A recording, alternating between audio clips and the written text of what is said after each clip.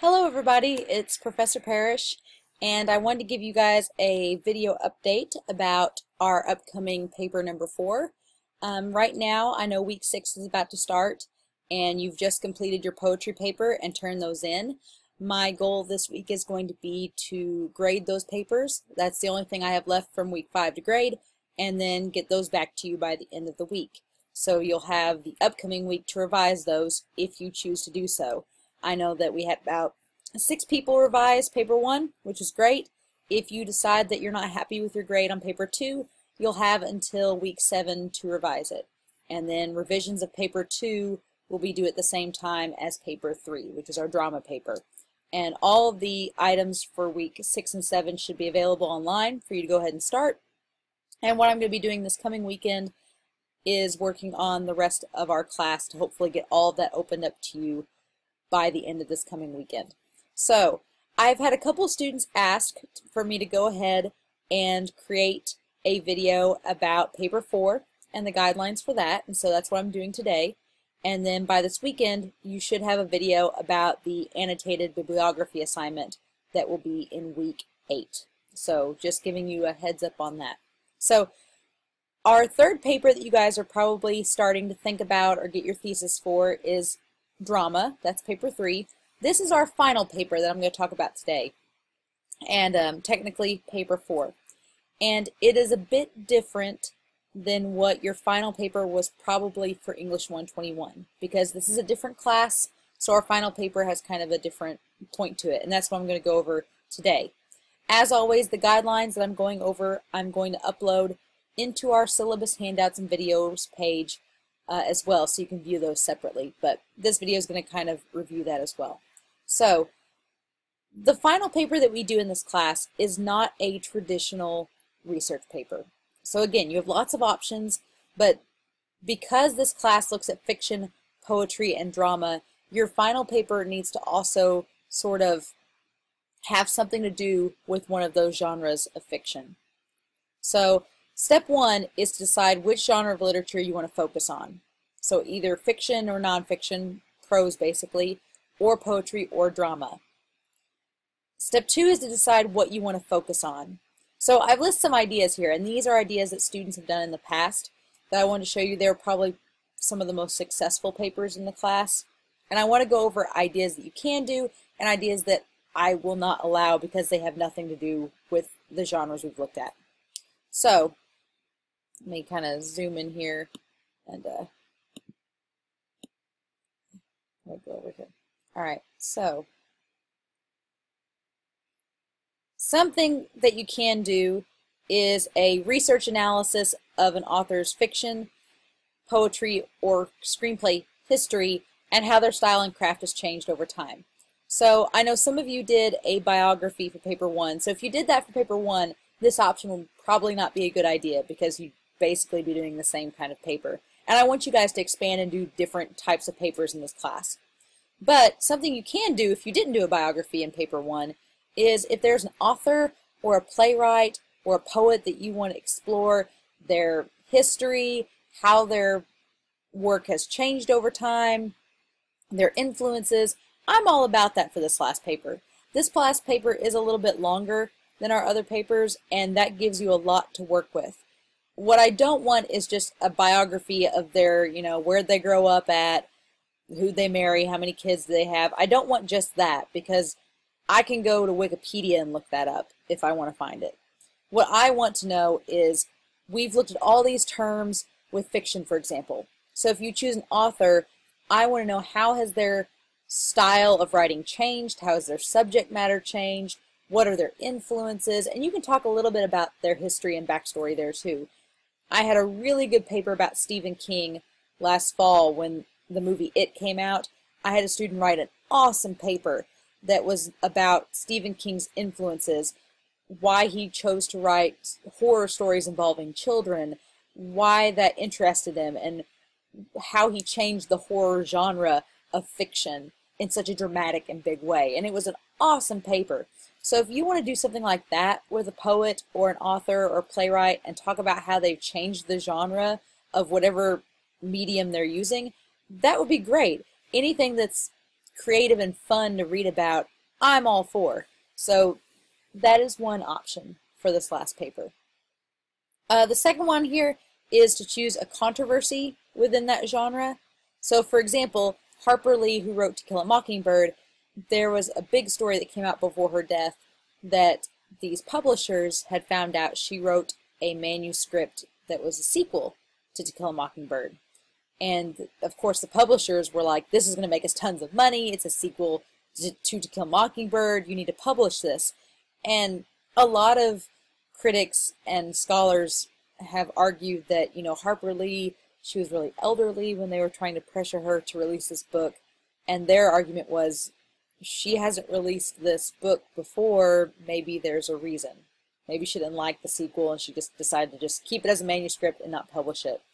Well, they published it anyway, and then Harper Lee sadly passed away, so it's still an ongoing discussion of the fairness of the entire event, and there's a lot of people that won't read the sequel, myself included, because I think that it's fraud, I think it's extortion of an elderly person, and I've heard it's not good and kind of ruins To Kill a Mockingbird, which I don't want to do to myself, so probably not go read it. But I had a student write a paper about that, and it was fascinating. I loved it. She approached it from a scientific angle too, so she talked about Harper Lee's, you know, mental condition, the extortion of elderly people, and she used examples of previous cases in literature and other examples, and then kind of talked about her opinion on whether or not that book should have been released.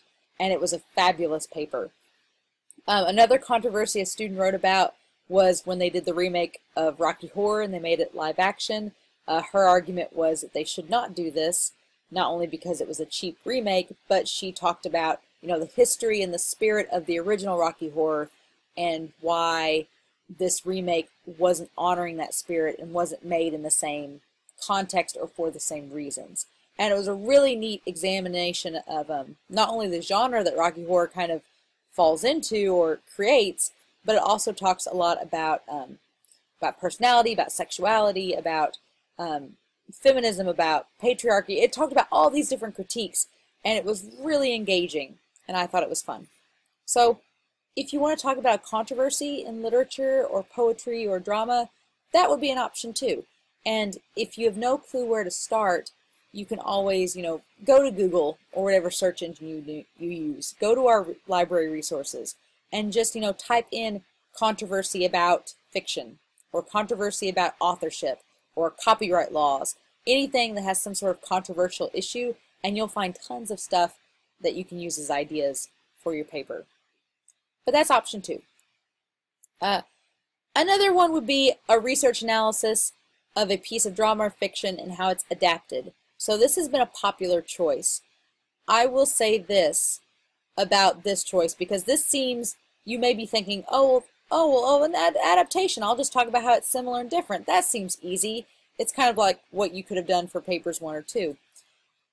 I do not want a book report. I don't want you to just tell me about the plot and how the plot changes from book to film or whatever you're adapting. I want this to be an analysis. So I want you to look at, you know, the directors, all the people behind the adaptation. So the writers, directors, were there any controversies? What was the public reaction? Was there any setbacks or issues during the making of the adaptation? What was the critical reception? Has there been any sequels spawned or any rumored changes to be made in the future? So this, you know, Batman vs. Superman was a popular topic when it came out, but recently with Justice League, for example, when the Justice League came out, there was a big controversy because Zack Snyder had to step down from directing because of his daughter's suicide, and it was a big family issue. So Joss Whedon from Marvel stepped in and took over and developed the rest of the film, and a lot of people say that when Snyder left, the film he had envisioned was altered by Whedon and changed into something different. So that could be something that could be interesting to explore. You know, how do two artists or directors with different styles take on a similar task of creating a film, and how does it change once it essentially changes hands between two people? I think that could be fascinating. So, or if you want to do any adaptations from book to film, that could be cool too. I will say, as I've said in previous videos, The Hunger Games and Harry Potter, I've read a lot of papers about them, so if you are enthusiastic about that, go for it. But if you're like, that seems easy, just maybe try to think of something else. I love Katniss, but I'm tired of reading about her. um, and then an extended analysis of a specific poem, fiction, or play. And it cannot be the subject of a previous paper. So if you wrote about Hamlet for paper 3, you need to find a different play to write about. If you wrote about a book for paper 1 and you want to write about another book, you need to choose something different. And this, of course, would be analyzing this piece of fiction's construction, the terms from our chapter that it uses. You could, like when we talked about Hamlet in our drama video, there's a lot of scholars who have analyzed Hamlet in different lenses, from a feminist context or from a psychoanalytic context. So you could do that with a piece of fiction. You could examine Edgar Allan Poe's works from a psychoanalytic perspective and what Poe's writing maybe says about himself and his characters and kind of how people understood mental states and disorders at that time, because they weren't medically recognized like they are today. That could be something interesting. I had a girl write a really fascinating paper about the movie Split that came out a year and a half ago. That was M. Night Shyamalan's movie about this character that had multiple personality disorders. And her paper was all talking about how people who have multiple personality disorders or mental disorders are often viewed of as villains or monsters. And she used comparisons from texts from history, from modern plays, from modern movies. And it was really fascinating because you started to think, yeah, that's how we view people. That's sort of they're crazy. And her whole point was that we're not really addressing the issue of mental health. Instead, we're just kind of pushing it off on these movies as just a factor of their villainy. And it was really engaging and fascinating. So, as you can tell, I'm all about connecting things that are science-related to English. I think that that's a cool meld, and it's something that makes it a more engaging analysis. So, if you want to do something like that, go for it. And again, these are all just options that students have done before that have been successful. And so I just list them here to give you guys ideas and to spark you thinking about what you want to write about. So as I say here, if you have out of the box or crazy ideas, feel free to run them by me, because unless it's just completely, unless I feel like it's not doable, I'm going to zoom out here a little bit. Unless I think it's not doable, I'm pretty open to whatever you guys have in mind for your topics. One thing I will say is that you can't pick a regular, ordinary argument topic for this paper. I had a student one time come in and she wanted to write about, and my theory was that she had used this topic in a paper in English 121. She was just trying to reuse it because this is a long paper. So she was trying to just reuse the topic. And she's like, oh, I just want to write about smoking and how it's bad. That will not work for this paper, because this is not just an argument topic. It has to do with literature, drama, or poetry. And so what I told her was, you know, 'cause she seemed passionate about the subject. So I said, well, you know, you can't just write about how smoking's bad, because that has nothing to do with literature.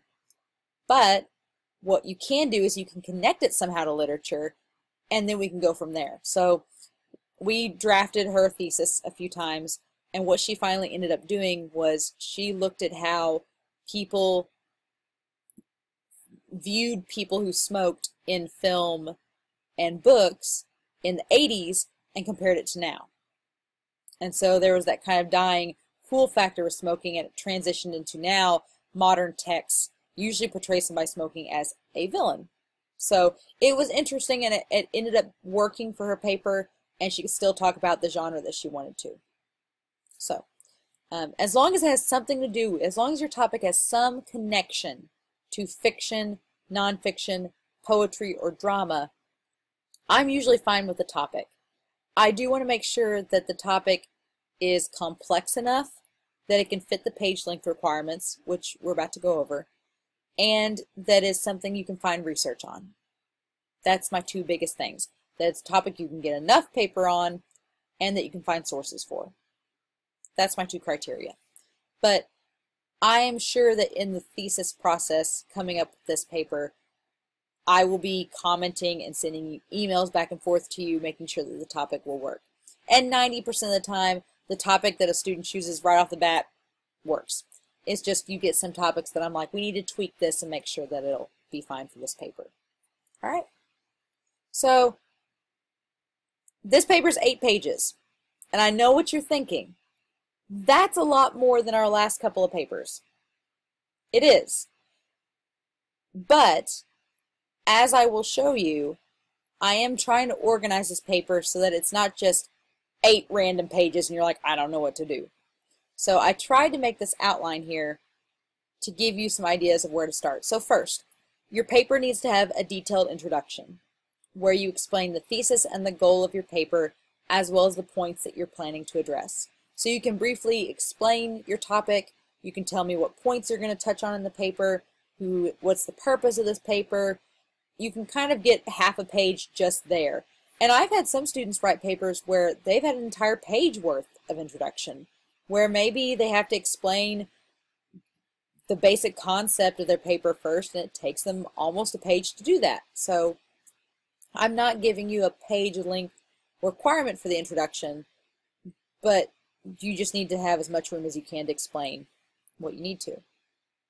You do need to have a section after your introduction where you explain the controversy or explain the process of adapting, offer background information before you dive into any more of the analysis. So basically, you will need to spend the first part of your paper with your introduction and then explaining kind of the basic parts of the issue you're talking about. And that will probably take up a page, if I'm guessing, of your paper. Also, you need to talk about at least 3 terms or concepts from the chapters that we've looked at in our textbook. So if you choose, for example, a controversy within drama, your paper needs to have at least 3 terms used from our drama unit. If you choose to talk about something with nonfiction, at least 3 terms from our prose unit need to be used. And you can use more than that, absolutely. But I just need to see at least 3 times in your paper where you talk about a concept or terminology that we've gone over. And that shouldn't be hard. If you're doing the analysis part, for example, if you're doing this one right here, and let's say you're doing it over fiction, you're going over the 7 elements of fiction, well, there's 3 of those right there in the 7, so you would be done with that part. And don't bold the terms or point them out or anything. Don't make it obvious. I'm just going to be looking in your paper to see if they're there. You don't have to call any special attention to them or put them in italics or anything like that. You don't have to do that. I just want to, when I read your paper, highlight and say, oh, there's that term. There's that term. There's that term. We're good. I just want to be able to identify that they're there as I read your paper. You need to have 4 sources. Some of you have kind of been able to skirt around using MLA and not had to use too many works cited things in your papers yet. Got to have 4 for this last paper. Now, I don't care what type of sources these are. If you find 4 web articles, that would be great. If you find 4 books to cite, 4 YouTube videos, it doesn't matter to me what kind of sources you use. I just want to see some in-text citations and a works cited page. Now, the works cited page does not count as part of your 8 pages, so apologies ahead of time. But you do need to have that research in there. All right. Now, again, I know 8 pages seems really daunting. And when we get down to the grading scale, if you get to 7 pages, I understand. I will offer you guys this caveat. When I wrote my paper for my freshman English class, we were writing, 10 to 15 pages. So this is not that much. It's not as much as that. So I have made it a little shorter than what usually your English 122 capstone paper would be. So you're welcome on that, I guess. It is still a long paper, and I understand. But hopefully you guys will have a while to work on this paper. And that's why I want you to pick a topic that is complex, because I want you to have a lot to write about. This Batman versus Superman paper, it was 11 pages long, because that's how much they had to write about. They got so engrossed in the paper that they just kept writing. And I was like, yeah, if you can go over 8 pages, that's awesome. Now, I will say this. The longest paper I've ever read in this class was from 4 years ago. This woman, she loved Les Mis, and she wanted to write a paper about it. She's like, I want to do this extended analysis of Les Mis. Can I do that? And I said, yeah, sure. And she said, it's going to be longer than 8 pages. Is that okay? I said, yeah, that sounds fine. So she brought it into the peer review, which we'll talk about in a minute, and it was 10 pages long. And it did not seem complete. And so I read it and did grammar corrections, things like that. And I said, well, yeah, you've got a little bit more to add, don't you? And she's like, oh, yeah. She's like, I've got a lot to add. And I'm like, okay, all right. When all was said and done, that paper was 32 pages long. I kid you not. And I read it all. It was 32 pages long. She went through the play's history. She went through its development. She did a compare and contrast of not only the original play and the book that it's based off of, but she also went through the play and the live adaptation that came out. So she went over everything that you could possibly go over to analyze. It was 32 pages long. Now, if you guys get to that point, I'm probably going to stop you. But that was a one-time thing. And she got an A on the paper. I mean, it was solid. But, yeah, I did have to read that whole thing. It took a day to read. It took a day to read and grade because I wanted to be very thorough with it. But I learned a lot. So, about Les Mis.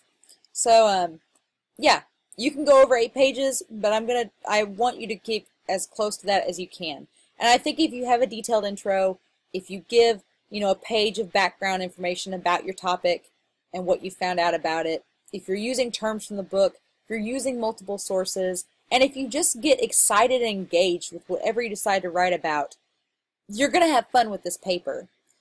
I think the hardest part about this paper is choosing what you want to write about. And so that's going to be the big challenge. But I want you to pick something that is exciting, that you enjoy, and that you're going to have fun writing and be proud of when you're done with it. Because it's essentially, for some of you, this is your last English paper you will write.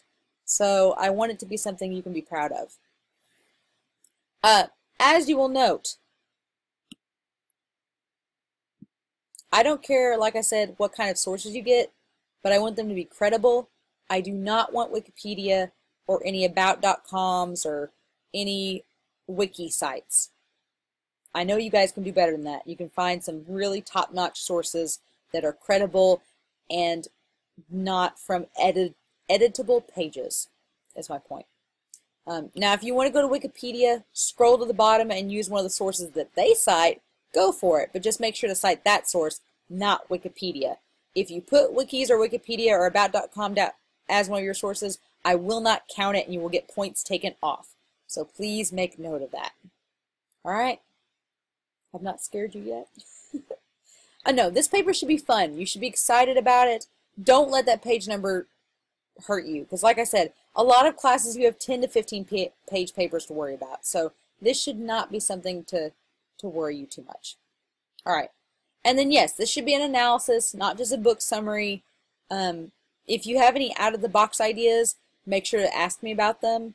I'm open to pretty much any idea as long as it's within reason. I think it'll give you enough material for this type of paper, and it has something to do with literature. As long as you do those 3 things, I'm pretty open with ideas. MLA Works Cited page and in-text citations you do need to have. What this means basically is I did have a student one semester that she really liked the poetry section of our class, and she wanted to explore more of that. So she actually wanted to know if she could write several detailed poems and craft them around this extended metaphor. And for her, it was an extended metaphor. It had to do with heartache, and it was interesting. And she wrote a couple pages explaining her choices, and that's where she incorporated the terminology from our book. She used the terms from our book, and she talked about those. And then she wrote actually 5 or 6 poems that went with that. And I graded her pretty heavily and hard, not only on the poems, but also her explanation, because, I mean, it had to be that 8 pages. But it ended up being a nice project. And so if you have anything creative writing wise that you would like to do, like if you want to write a short story that's 8 pages, or do something with poetry, or if you want to experiment playwriting, if you want to try to write an 8-page, 1-act play, that would be awesome. And I think it would be really fun if you're into creative writing. And so that's an option. And if you choose to do something like that, we can talk about how to incorporate sources. We can talk about the formatting. We can talk about how to make that equal to what other students in the class are doing, so that you get the same amount of points, but you're putting in the same amount of work too as these others are doing as well. Which I will argue, if you do creative writing right, you are putting in that amount of work. So if you're interested in something out of the box like that, just ask me. Like I said, as long as I think it will fit the parameters of this class and what we're doing, I'm pretty much open to any idea. All right, so now for the good part. Due dates. I'm posting this video fairly early to give you guys lots of time to plan ahead. The thesis outline, and the outline is especially important for this type of paper, is going to be due by April 29th, which I believe is in week 8.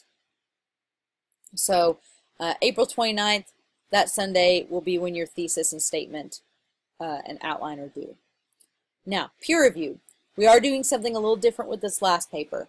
So instead of a discussion forum for week 9, we are doing a peer review forum, which means that by Friday, May 4th, and you can post it throughout the week early if you want, you need to post your rough draft of paper 4.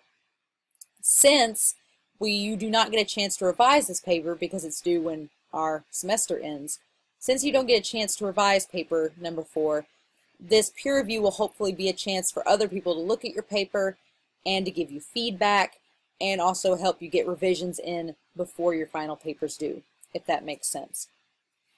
Now, you do need to submit your draft by Friday. It does not have to be the full 8 pages by May 4th, but I will say 2 things. One, it needs to be at least halfway done. So it needs to be at least 4 pages for the peer review draft. And 2, I would try to get as much of paper 4 finished by this May 4th deadline, because a couple of reasons. One, the more you give us, the readers, to read and give feedback on, the more you can get revised before you turn in that final draft. So for example, I had a student one time that turned in 2 pages for the peer review. They didn't get all the points for the peer review because I told them that wasn't enough. And also they only got feedback on 2 pages, which ended up being the introduction and a couple paragraphs. So a lot of us, myself and the peers included, we all said, yeah, this sounds great, but I just want to know more. And then when they turned in the final paper, they had grammar errors on the other 6 pages, and they didn't get the feedback because we didn't see what else they had wrote. So the more you give on your peer review draft on that May 4th deadline, the more you give us to look at, the more feedback we can give, the more grammar revisions we can offer, and just, I think it helps prepare you better for finals week to get as much done ahead of time. Now, the peer review of at least 2 peers, that actually, since we're on a short schedule, needs to be 4. I know. Keeping it the same as our discussion forum. So you do need to look at 4 papers. Now, you can offer just a response saying, here's what I liked about your paper, here's maybe what I would change. If there was any specific grammar things you saw, you can list those. But you will be getting points on that last, and it'll be our last discussion forum in week 9. You'll be getting points for turning in your draft on time and for giving these 4 feedback reviews. All right, and don't just tell your fellow classmates, good job, I liked it. Offer them some constructive criticism. I think sometimes we get scared. We don't want to hurt anybody's feelings, and you don't have to hurt feelings. You can be totally respectful and say, yeah, I really like this about your paper, but I didn't feel that your introduction connected into your body very well, so maybe add a sentence or 2 about that to help connect it. I mean, that's what I'm doing all the time when I'm grading your papers, is offering you guys constructive criticism to edit and review. So, do the same for your peers, and I think it'll make their papers and your own much better. And then finally, the day our paper is due is our last day of class, Friday, May 11th. And I know you're thinking, well, all of our stuff's been due on Sunday. Why is it due on Friday? That's because I have to grade all of your work over the weekend and turn it in by May 14th.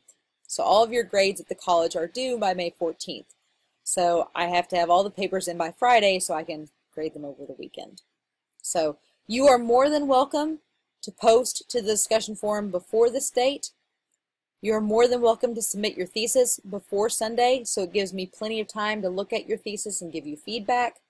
And you are more than welcome to submit your final paper before this date. Although, I will say that I know I will be out of town on the 5th, so I will likely be peer reviewing up until this Friday any drafts I get early, and then the 6th and 7th will be my big peer review days. So I will be looking at a lot of drafts before the 4th and then on the 6th and 7th to get back to you guys so you can edit a few days and turn in by Friday. So as far as this paper goes, it is worth twice our normal amount of papers because it is twice the length and has a lot more to do.